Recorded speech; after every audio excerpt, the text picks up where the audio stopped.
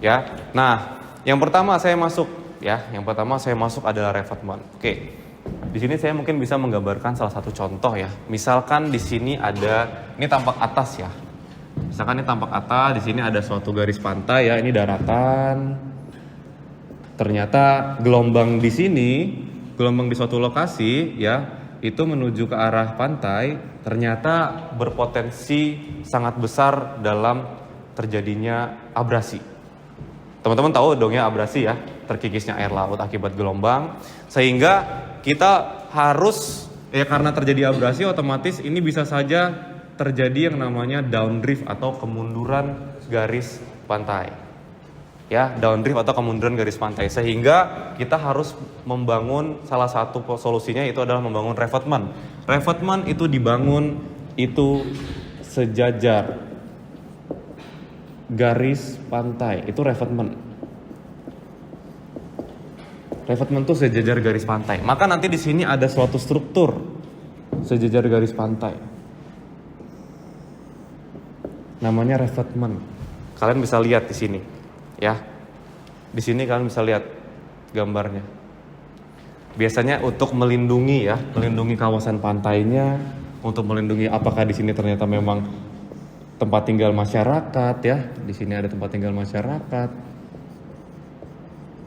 atau memang pantai ini berpotensi untuk wisata, berpotensi untuk apa namanya mata pencaharian masyarakat. Nah, maka kalau misalkan terjadi hal-hal seperti itu, kita bisa membangun yang namanya revetment. Yang kalau kita sudah pernah ingat di tahun 2006 Desember ya, kalau tidak salah 26 Desember 2006 atau 2004 saya lupa.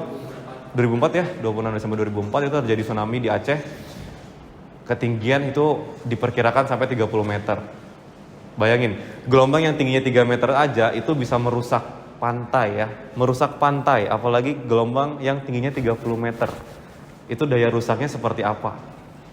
Akhirnya Aceh itu hampir 30% itu rusak akibat dari gelombang tsunami. Nah, itulah ya kegunaan dari seawall. Jadi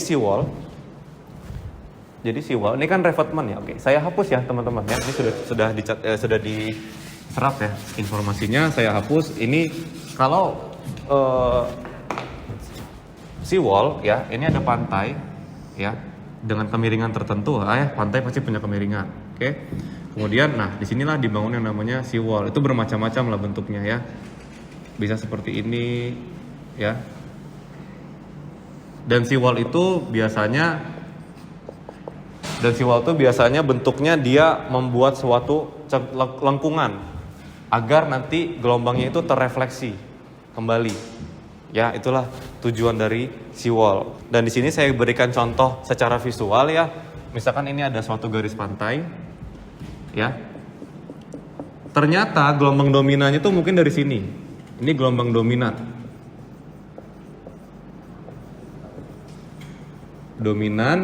Sehingga karena gelombang dominan, gelombang itu kan mempengaruhi arah arus, betul ya?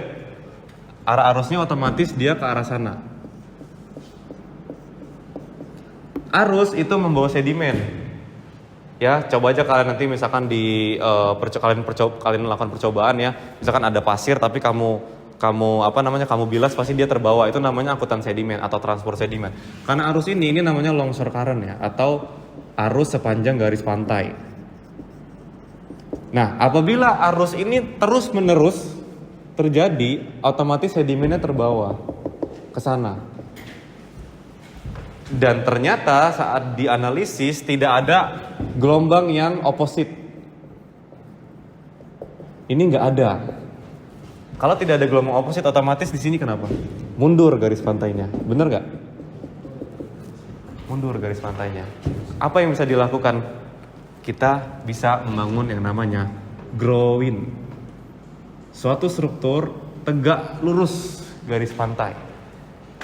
Dia tegak lurus garis pantai sehingga karena ada struktur ini, si sedimen ini akhirnya dia tertahan, ya. Dan biasanya tuh groin dibuat secara seri dia banyak, ya, secara seri dia banyak. Jadi sehingga akibat adanya gelombang dominan, si groin ini akhirnya menahan laju dari pasirnya, sehingga pasirnya itu tertahan di sini. Pasirnya tertahan di sini. dan tidak terjadilah yang namanya kemunduran garis pantai. Nah, ini contoh groin.